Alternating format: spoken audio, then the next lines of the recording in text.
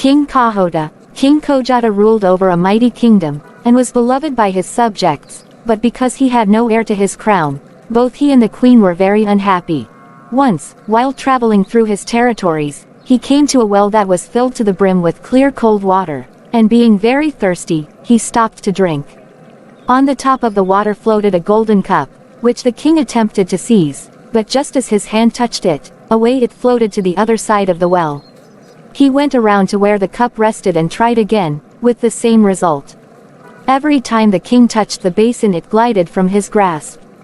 At last, losing patience, he gave up trying to seize the cup, and bending over the well, he began to drink.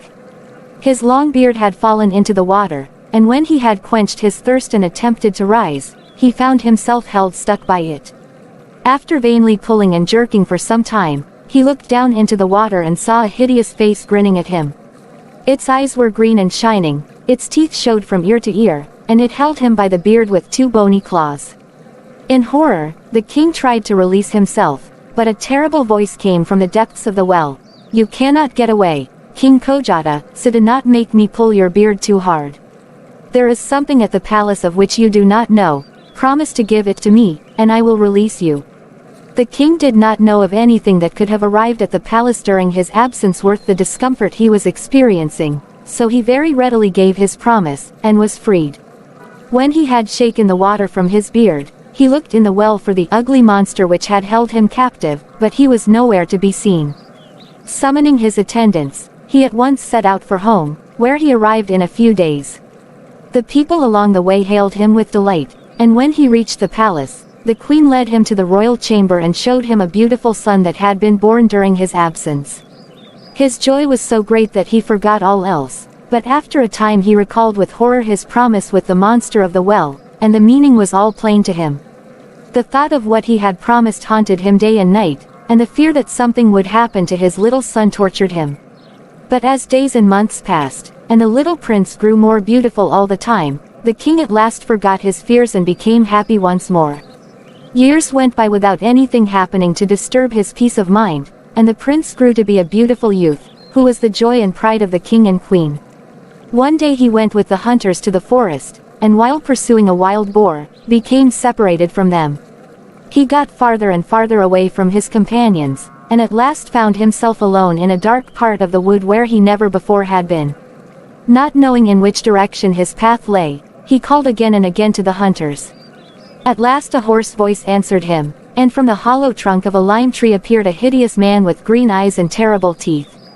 "I've waited for you a long time, Prince Milan," said he.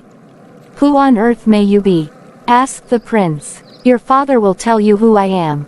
Just give my greetings to His Majesty, and tell him that I am ready to claim the debt he owes me." The green-eyed man then disappeared into the hollow tree from which he came, and when the prince reached home, he related his experience to his father. The king turned white, and cried, "At last, it has come." Then he explained to the prince what had occurred at the well, and added, "Now my happiness is at an end, for you, my son, will be taken from me." The prince told the king not to despair, for though he might go away, he was certain to return to him. His father provided him with a handsome horse with golden stirrups, and the queen gave him a cross to wear about his neck. When he had said farewell to his unhappy parents, he mounted his horse and rode for 2 days without stopping. On the third day he came to a lake on whose smooth surface 30 ducks were swimming, while spread about upon the grass were 30 white dresses. The prince dismounted, and taking up one of the dresses, seated himself behind a bush and waited to see what would happen. The ducks dived under the water and frolicked amongst themselves for a time, then came ashore and putting on the little white dresses, they became beautiful maidens, and disappeared. But there was one little duck that remained on the lake and swam about in the most distracted manner, uttering piteous cries. The prince came from behind the bush and the little duck begged him to give back her dress. He had no sooner done so than before he stood the loveliest maiden he had ever seen. "Thank you, Prince Milan, for restoring my garment," said she. "My name is Hyacinthia, and I am one of the 30 daughters of a king of the underworld, to whose castle I will lead you, for he has waited long for you. Approach him on your knees and do not fear him, for I will be there to help you, whatever happens." She tapped her little foot on the ground, which opened, and they were immediately transported to the palace of her father in the underworld. When his eyes became accustomed to the radiant light, the prince saw the magician of the lime tree sitting on a dazzling throne. His green eyes looked out from under a golden crown, and his hideous claws clutched the air with rage when he saw the prince. Remembering what the maiden had told him, Prince Milan walked boldly up to the throne and knelt at the feet of the magician, who cursed in a voice that shook the underworld. As the youth was not at all frightened, the magician at last stopped swearing. Laughing at his courage, he welcomed him to his palace, and showed him to a beautiful chamber which he was to occupy.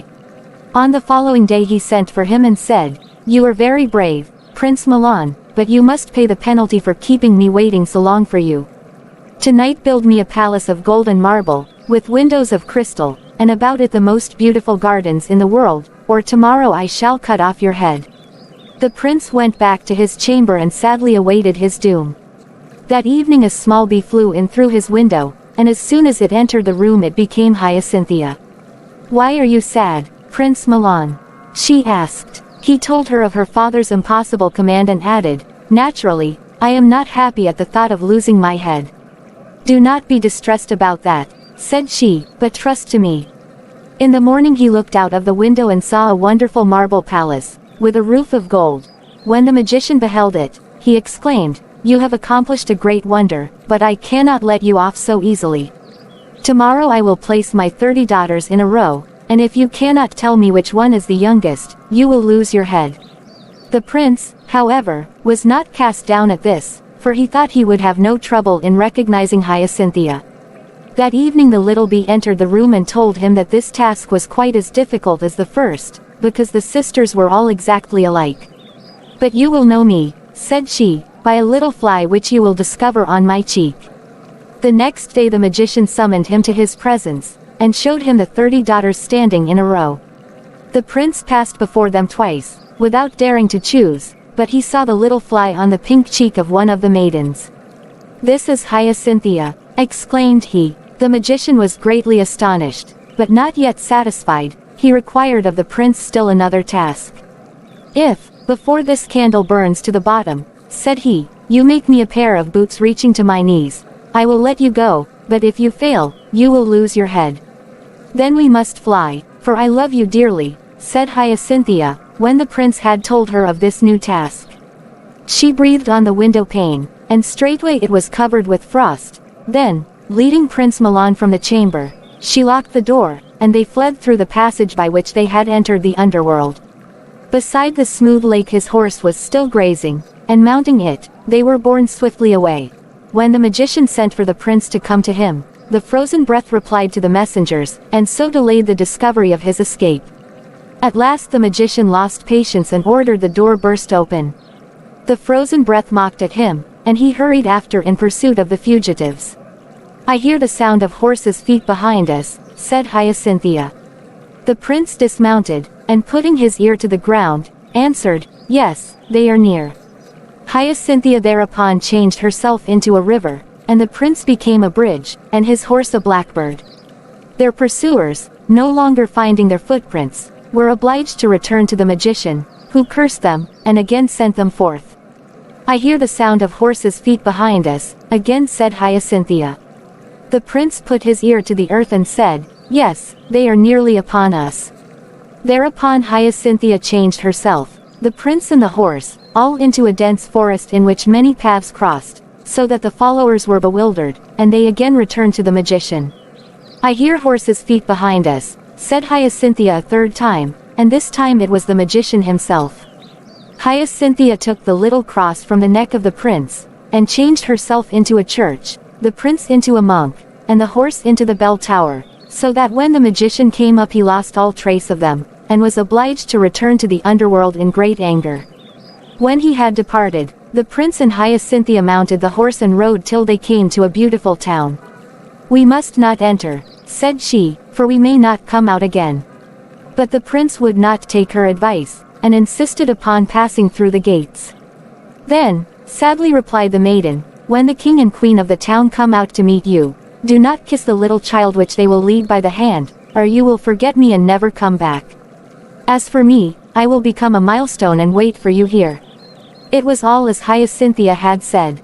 The king and queen came out to greet him, and when the lovely little child ran up to him for a caress, he kissed its pretty face and forgot Hyacinthia. The first and second day went by, and when the third day came, Hyacinthia wept, and became a little blue flower growing by the roadside. An old man came along, and digging up the flower carried it home with him and planted it in his garden. He watered and tended it carefully, and one day the little flower became a beautiful maiden. "Why did you not leave me to die by the roadside?" she asked, and told the old man her story. "Tomorrow is Prince Milan's wedding day," said the old man. Hyacinthia at once dried her tears, and presented herself at the palace, dressed like a peasant. She went to the cook and asked to be allowed to make the wedding cake. The cook was so struck with her beauty that he could not refuse the request. When the guests were all seated about the table, Prince Milan was called upon to cut the cake. As soon as he had done so, out flew 2 beautiful doves, which circled about his head. "Dear mate," cried one of the doves, "do not leave me," as Prince Milan left Hyacinthia. The prince, who suddenly recollected all he had forgotten, ran from the room and at the door found Hyacinthia and his horse awaiting him. They mounted and rode swiftly away to the kingdom of King Kajota, where the king and queen received them with tears of joy, and they all lived in happiness to the end of their days.